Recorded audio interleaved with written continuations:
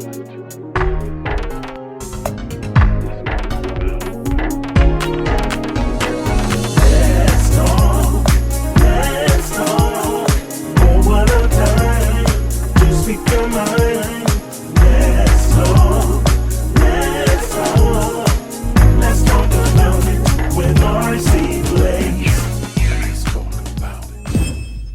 are a lot of people who are stuck in emotionally abusive relationships and they don't even realize it. And some of them realize it, but they're trapped by the prison of legalism. You know, a person is clearly misusing you, and they use the Bible to keep you in a situation that could cost you your life physically. And in other instances, you're stuck in a situation where a person is abusing you and misusing you, and they use the Bible to keep you stuck in a relationship that will waste the rest of your life. And then, you know, you feel like that's God, because you went out and made a relational choice that God was not involved in. And it is sin, but God was not involved in it. And now you feel like it is the will of God for you to waste an entire life, your entire life with someone that is doing nothing but diminishing you. I just don't get it. I just don't get it. I just don't get it. I just don't get it. I just don't believe that it's the will of God for you to be stuck in a situation that could be life-threatening or even a situation that is just purely and clearly wasting your years. And you sitting there thinking you pleasing God, stuck in something that's killing you, All right, that's just a little rant I had. But let's look at something tonight really, really quickly. And I am going to have a date for all of you. I got so many emails about the father-daughter talk. I am going to give you a date that we're going to start, a date and a time that we will start. And I'm going to do it on Periscope. Moving forward, I've never done a webinar, but I will probably talk to one of these smart people that are connected to me and figure out how to do a webinar for those that are interested. That's a message that I will be teaching for the rest of my life. Thank you, Bishop. You rock. Well, I'm glad I rock. I'm glad that I rock. 10 signs of an emotionally abusive relationship. 10 signs of an emotionally abusive relationship. No teaching tonight, just talking. Number 1, they won't communicate their feelings. They will not communicate their feelings, and they leave you searching for them emotionally. They won't communicate their feelings, and they leave you searching to locate them emotionally. And that's usually, this number 1 is usually, not all the time, because even women are learning the game now and playing it on men. But most of the time, this is what men will do to a woman. He will not communicate his emotions, and he leaves her in limbo, searching for where he is emotionally. This leaves you feeling like you're chasing them. You're chasing them. The silent treatment, absolutely. Go silent when they need to really be talking, with explanation, with clarity. Now, the subconscious trap is that it makes you feel not good enough. You're always searching, and it leaves you feeling like you're not good enough. And sometimes this self, what's the word I'm looking for? Not loathing, it wouldn't be that, but this self-disapproval is beneath the surface. It's subconscious many times. And you begin to disapprove of yourself subconsciously. And it's intentional. They will not communicate their feelings, just kind of keeping you on the ropes, keeping you hung up, keeping you strung out even. It's an emotionally abusive maneuver, and it's done many times intentionally. You've been with a person, you've expressed your total heart to them. They've insinuated, but they've not been clear. It is intentional. It's an emotional trap to lock you down into a place where you can't move on from them. Number two, they make you feel bad about being uniquely you. You know, let me read this. This makes you question your unique constitution. They make you feel bad about being uniquely you. If you're dark, they'll talk about how they usually like lighter skinned people. Or if you're thinner, they'll tell you they usually like heavier people. If you're heavier, they'll tell you I usually like thinner people. Or, you know, I don't usually go for somebody that's not so well educated. They make you feel bad about being you. And really the education piece is not a good example, because what they make you feel bad about are the parts of you that you cannot change. They make you feel bad. Sir, you are dead on. Thank you. They make you feel bad about the parts of you that you cannot change. Now, these are the same parts that they met initially and say that they fell in love with. And if you let them, they got into bed with it. But now all of a sudden, they make you, everything they do is making you feel bad about who you are. You know, this is like the woman that dates the preacher, marries the preacher, and then after she's married, she says she doesn't want to be married to a preacher. You know, well, what can you do about that? You knew what you were getting when you got him. And this stuff happens. This makes you question your unique constitution. The subconscious trap of this maneuver or this behavior opens you to self-alteration. Listen to this very carefully. They make you feel bad about being uniquely you. This subconscious trap opens you to self-alteration, a mindset of self-alteration, but watch this, based on their wishes. They make you feel bad about being you, and then you subconsciously and then consciously move into a place where you begin to try to alter the parts of you that are not alterable.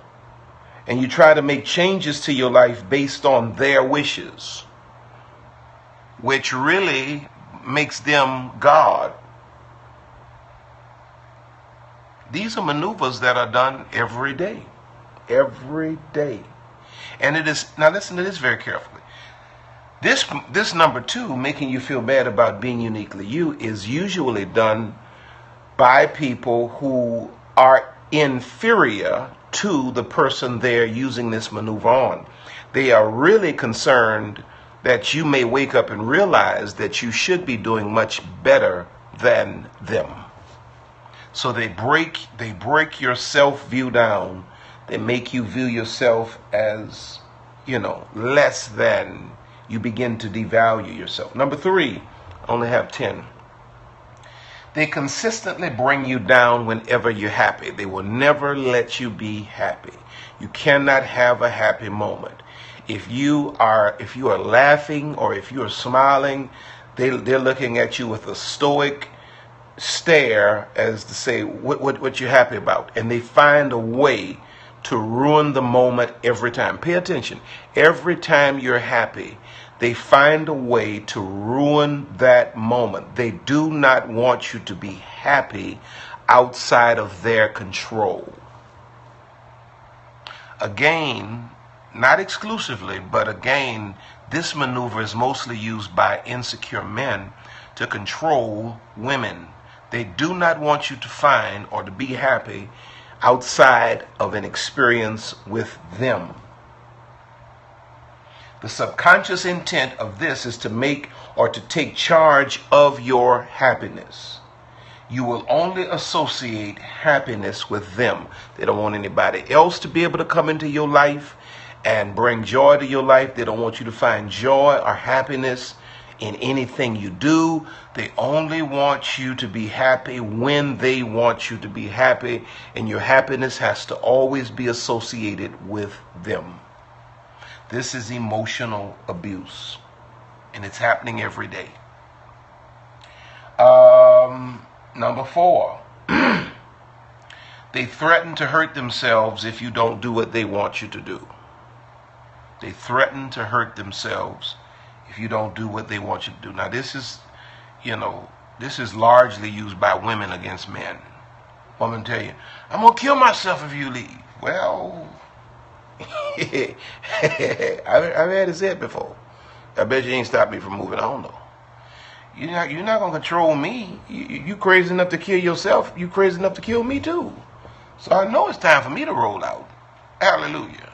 I'm going to kill myself. They threaten to hurt themselves if you don't do what they want you to do. This imprisons you. Somebody says, see you at the funeral. I know that's right, and it won't be mine.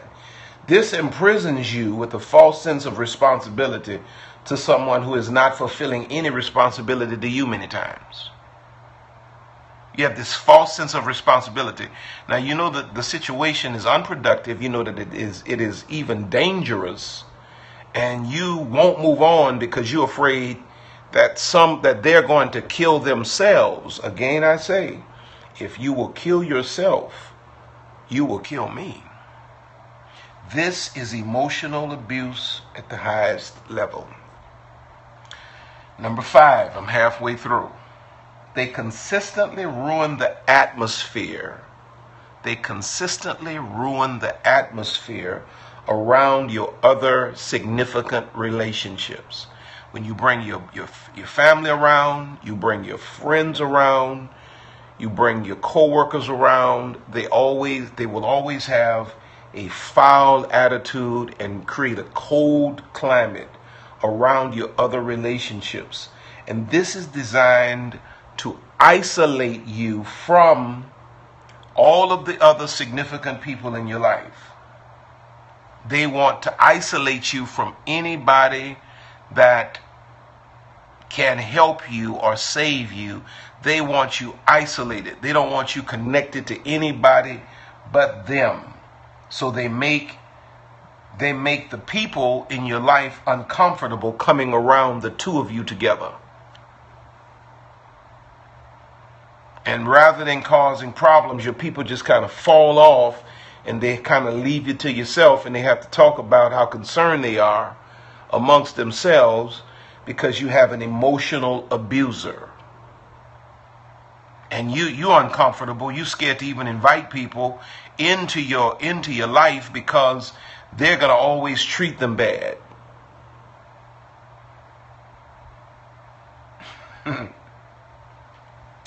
Number 6, they constantly threaten to leave, but they never do. Isolated me from my siblings and mother. That's the way it happens, Doc. Never let anybody isolate you from the people in your life. That, why would you isolate yourself from your mother and father, sisters and brothers, when those relationships are healthy? And these are the people who would die for you, who laid down their lives for you, who raised you, who fed you, who nurtured you, and protected you. And now all of a sudden you got somebody in your life that's gonna call for you to separate yourself from your foundational relationships. Man, that doesn't even make sense. You should discern that something is wrong when they even begin to suggest, even indirectly or subliminally, that they don't like your people. You're not gonna come up into my life and talk about you don't like my mama. No, my mama's not gonna run. She's not gonna be all up in my house and honor my wife as the first woman in my life and all of that kind of stuff and keep everything in its proper perspective. But you're not coming up in my life talking about you don't like my mama. You got to get rid of your brother. I don't like your friends and all this kind of stuff. I don't like all your church members. Well, holler at your boy. You know me. Been good knowing you.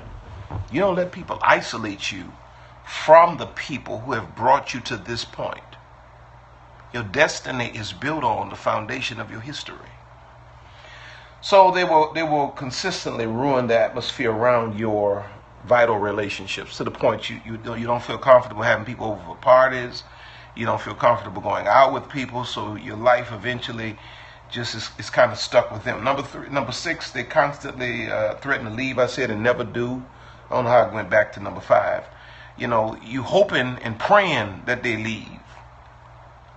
And they always threatening, I'm going to leave. I'm going to leave. I'm out of here. You can pack their bags for them. They ain't going nowhere. They ain't going nowhere. They ain't going nowhere. And see, you sitting there praying, a lot of y'all sitting there praying about people leaving. I can't say what I was getting ready to say because I ain't supposed to tell folk to, what to do. But if somebody got to go, that's all I'm going to say. They constantly threaten to leave, never do. Never do. I'm going to leave you. I'm going to leave you. Somebody got to go.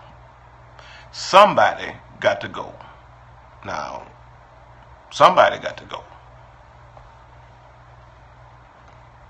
Somebody, okay, I'm going to leave. Number 7, they make you feel like every opinion of yours is stupid.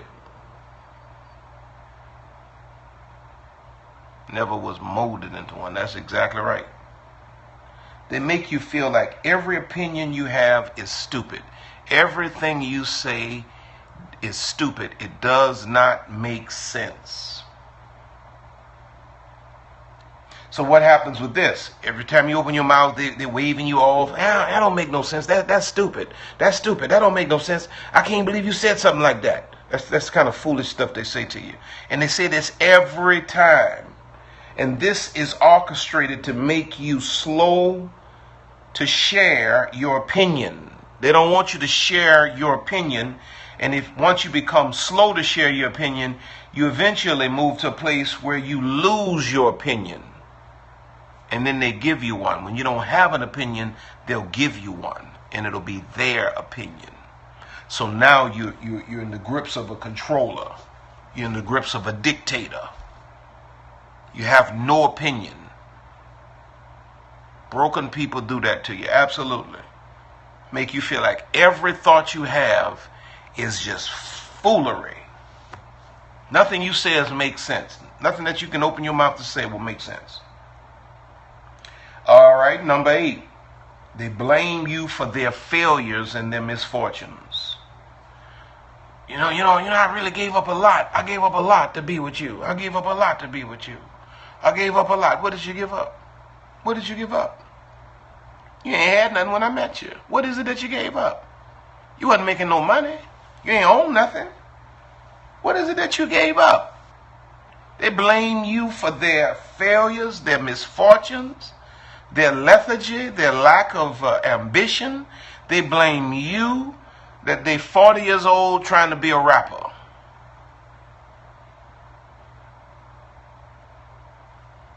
This is to make you own a false sense of guilt. I gave you my best years.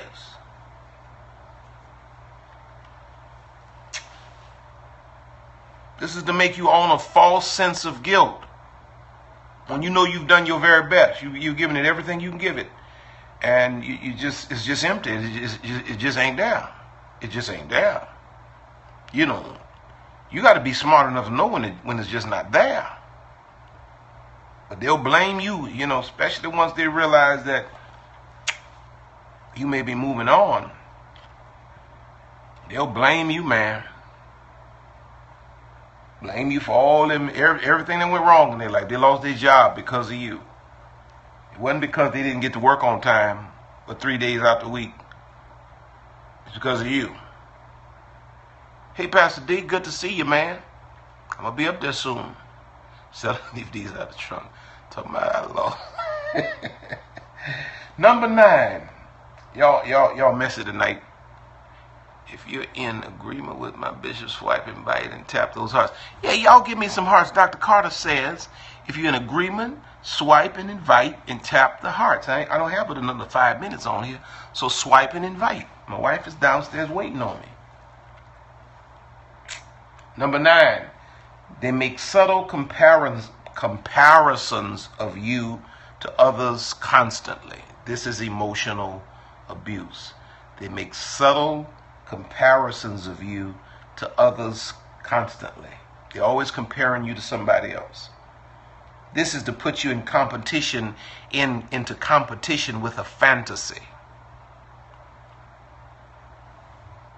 Babe, you know, if you did that with your hair, and what that's saying to you subconsciously is, she looks better than you. Or a woman will say to the man, babe, you know, if you went back to school, you could make as much money as so-and-so's husband. And what that's saying to you is, you're not making enough money to keep me happy now. I want the kind of lifestyle they have. They make subtle comparisons of you to others constantly.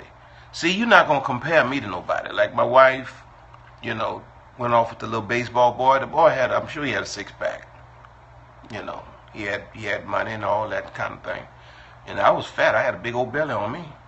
But, see, I was raised in a home with both my parents. I was raised very well. And one issue I do not have is insecurity. I ain't insecure about nothing. Nothing.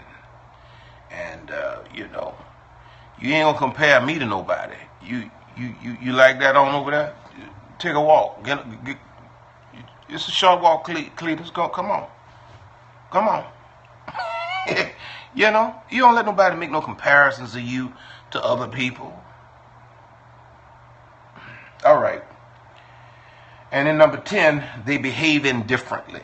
Now, we could have went on and on and on and on and on. I'm sure Dr. Sonia can take this and run with it tonight if she wanted to.